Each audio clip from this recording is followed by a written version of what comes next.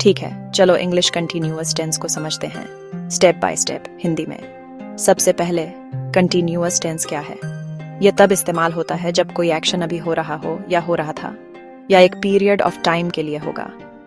हिंदी में हम अक्सर कहते हैं रहा हूं, रहा था या रहा होगा।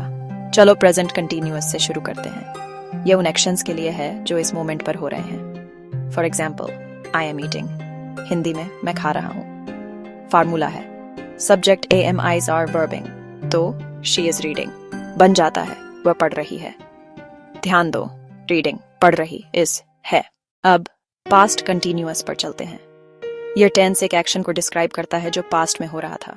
For example, I was eating, Hindi में मैं खा रहा था। यहाँ फार्मूला है subject was verb verbing, she was reading वह पढ़ रही थी। पैटर्न दिख रहा है, वॉज जेंडर के हिसाब से था या थी बन जाता है और वर्ब कंटिन्यूअस रहता है।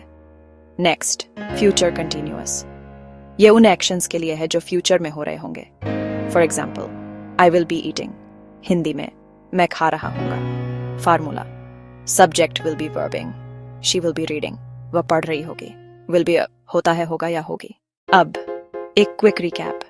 Present continuous, I am eating मैं खा रहा हूं। Past continuous, I was eating मैं खा रहा था। Future continuous, I will be eating मैं खा रहा हूंगा। चलो एक क्विक प्रैक्टिस करते हैं। आप दे आर प्लेइंग को हिंदी में कैसे कहेंगे? ये है वे खेल रहे हैं। ही वॉज रनिंग के बारे में क्या? वह है वह दौड़ रहा था। और वी विल बी वॉचिंग है हम देख रहे होंगे। देखा, एक बार जब आपको फार्मूला पता चल जाता है तो यह आसान है।